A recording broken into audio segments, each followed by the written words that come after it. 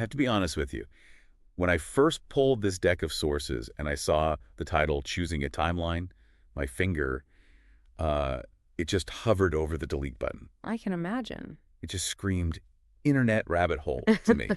You know, I'm thinking distinct parallel universes, quantum physics that nobody actually understands, or that that very specific corner of TikTok where people try to manifest a lottery win. By staring at a candle, yeah. Exactly. It just felt so unmoored. That is a completely fair reaction. I mean, the terminology has definitely been co-opted by that whole wish it and it will happen crowd. Right. But I'm really glad you didn't hit delete, because what we are looking at today is, funny enough, actually the antidote to that kind of magical thinking. See, and that's the only reason we're here.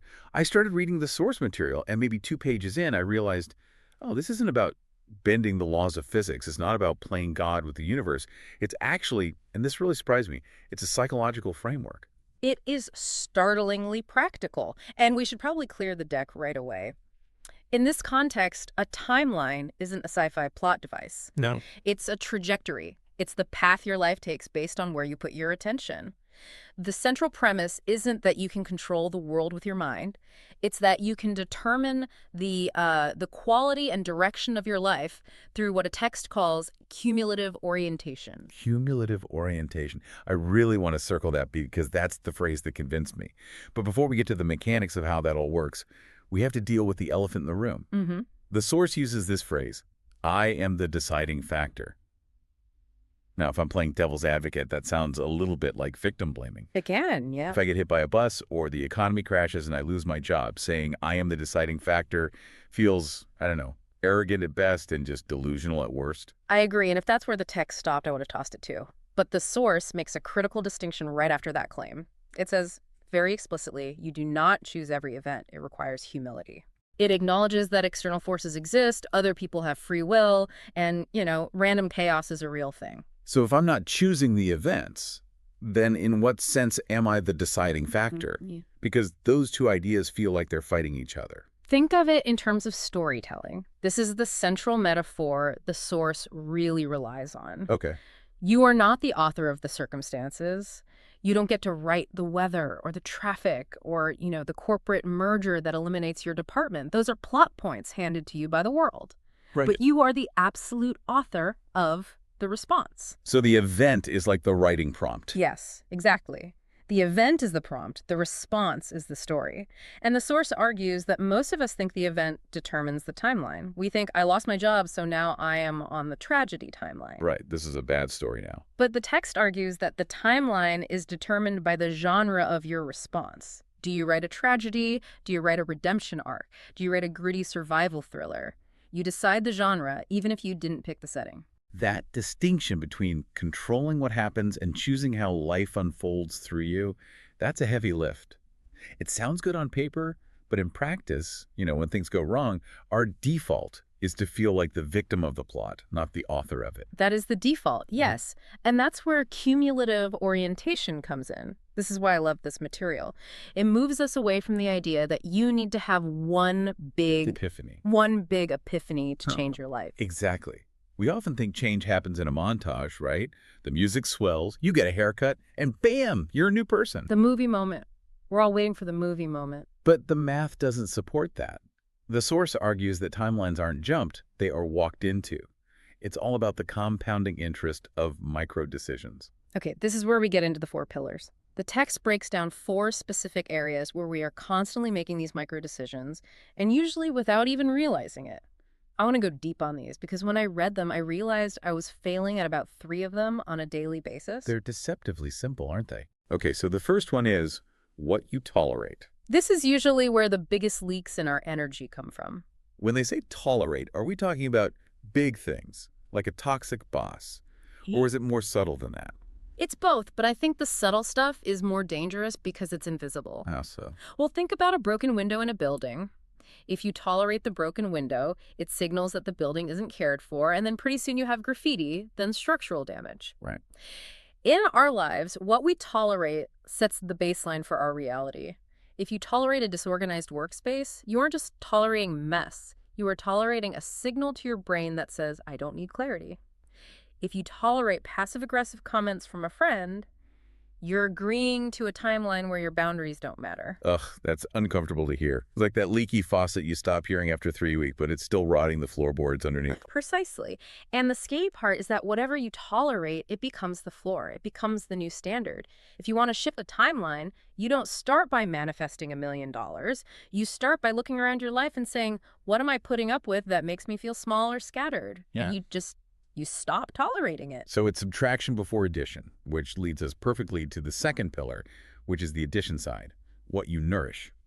This brings us right to the economy of attention. The source has this great line, what you focus on grows available. I feel like the algorithm's the perfect analogy for this. If I click on one rage bait political video, my entire feed becomes rage bait within an hour. The algorithm thinks, oh, they want to be angry, here's unlimited anger. Your brain is the original algorithm. It literally has a reticular activating system that filters reality based on what you tell. It is important. If you nourish resentment, if you replay that argument in the shower, if you text your friends about how annoying that person is, you are feeding the resentment timeline. You're training your brain. You are literally training your brain to spot more things to be resentful about. But it's so hard to stop feeding it. Yeah. That's the friction. When I'm annoyed, it feels good to nourish that annoyance. It feels, righteous. It feels righteous, but it traps you. Nourishing a grievance locks you in the past. Nourishing curiosity or nourishing a solution that propels you forward.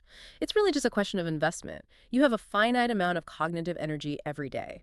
If you spend 80% of it nourishing a grudge, you have 20% left to build the life you actually want. The math just doesn't work. Okay, that hits home. I'm bankrupting my own creativity by funding my annoyance. Let's move to the third one, because this was the most surprising to me. What you return to. This is all about your defaults. When the pressure hits, when you're tired, stressed, or scared, where do you retreat? My phone, 100%. I doom scroll. That's where I return to. And that's a really common timeline. A lot of us return to numbing, or we return to old stories. I'm not good enough. This always happens to me. The source suggests that choosing a timeline means consciously upgrading your sanctuary. When things get hard, do you return to a habit that depletes you or one that restores you? So instead of returning to the scroll, maybe I return to a walk. Or a specific piece of music. Or even just returning to your breath, just returning to the present moment. If your default setting is escape, your timeline is going to be fragmented. If your default setting is grounding, your timeline becomes coherent. Which brings us to the final pillar, and honestly, probably the hardest one, what you walk away from. The power of no. But this triggers all my sunk cost fallacies. Walking away feels like losing, whether it's a project that isn't working, a relationship that's stagnant, or even just a conversation that's going in circles.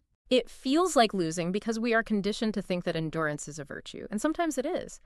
But the source argues that what you avoid loses influence. If you stay in the room with the drama, even if you don't participate, you are still in the room of drama. That's your location.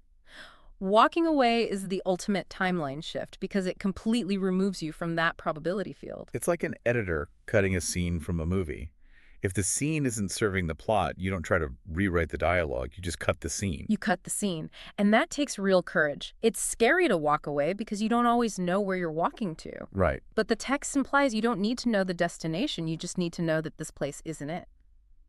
So if we look at these four, tolerate, nourish, return, and walk away, that's the mechanism.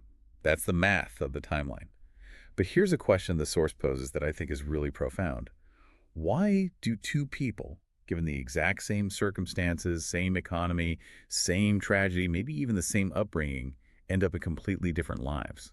We usually answer that with luck or personality, and yeah, those play a role. But the source introduces this concept of self-fidelity. Self-fidelity, being faithful to yourself. It's about alignment. Think back to our author analogy. Have you ever watched a movie or read a book where a character suddenly does something that makes no sense? Oh, all the time. They act totally out of character just to move the plot forward. Yeah, and it feels cheap. It pulls you right out of the story. You stop believing in it. That feeling, that this is cheap feeling, is exactly what happens when we violate our own self-fidelity. When you say yes to a request you resent, or when you laugh at a joke that you actually find offensive just to fit in, you are breaking character. You're creating a little glitch in your own timeline. And the source calls this fragmentation. Right.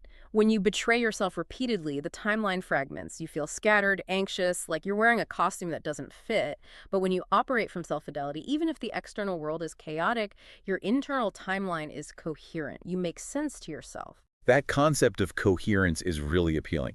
It's that feeling of sleeping well at night, but there's a catch. Being true to yourself sounds great, but in the moment like 2 p.m. on a Tuesday when my boss sends a panicked email, I'm not thinking about fidelity. I'm thinking about survival. Of course. How do we bridge the gap between this high-level philosophy and the actual stress of the day? The source gives us a very specific pivot point. It distinguishes between reacting and responding. Everyone says respond, don't react. It's on every inspirational poster. Yeah. But why is it so hard? It's hard because reacting is biological. It's fast. It's efficient.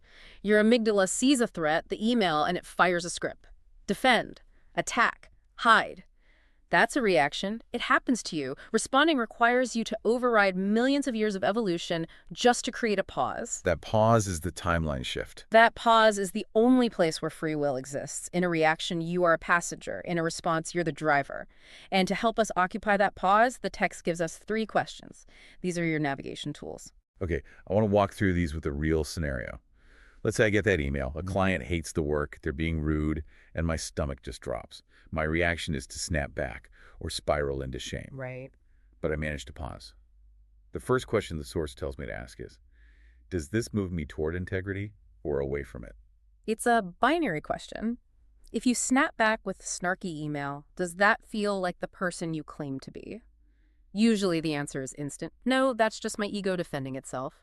Integrity might mean defending your work, but doing it calmly, or it might mean owning a mistake. Okay. Question 2. Does this expand my life or contract it? Now, I have to say, expand is a tricky word because sometimes doing the right thing feels really scary. That doesn't feel like expansion. It feels like pressure. Expansion is pressure. Think about physics. Expansion often requires energy. Contracting is easy. It's hiding, shrinking, shutting down, avoiding the conflict. Expanding means taking up space, having the difficult conversation, setting the boundary. It's not about what feels good in the moment. It's about what makes your world bigger rather than smaller in the long run. So sending the snarky email is actually a contraction because I'm narrowing my options and damaging the relationship. Taking a breath and picking up the phone to solve it, that's expansion. Exactly. Okay, third question. Does this feel true or performative? This is the killer, especially today. How much of our timeline is shaped by performing for an audience that isn't even there? Are you posting that, saying that, or buying that because it's you or because it fits the costume you're trying to wear? Performative energy is exhausting. I think that's why we get so tired. Yeah. We're just acting all day. The source says truth is efficient. Being who you are takes 0 energy. Pretending to be someone else burns fuel. If you want to have the energy to shape a timeline, you have to stop wasting it on performance. So if we ask these questions, integrity, expansion, truth, we start making different micro decisions.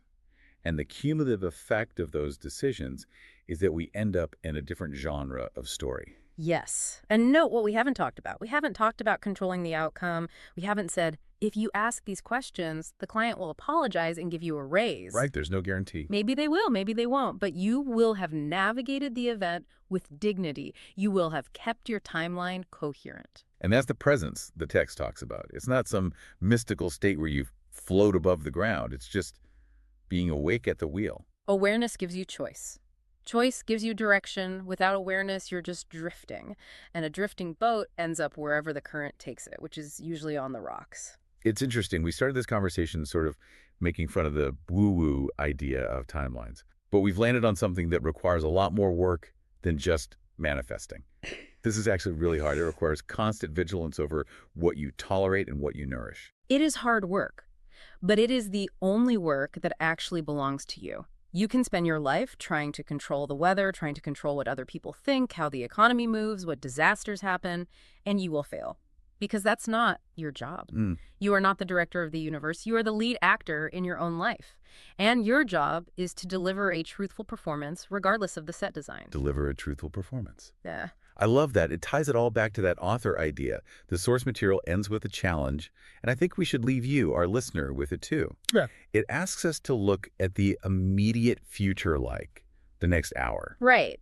It asks, if you are the deciding factor, not of the events, but of the experience of those events, what is one small thing you will choose to nourish today? Or the flip side, which I think I'm going to take, what is one small thing you will walk away from? Maybe it's a group chat that just drains you. Maybe it's the need to have the last word in an argument. Maybe it's just the phone itself for 20 minutes. Yeah. Whatever it is, that small choice is a timeline shift. You aren't jumping to a new life. You're walking into it. So let's start walking. Thanks for diving deep with us. See you on the next timeline.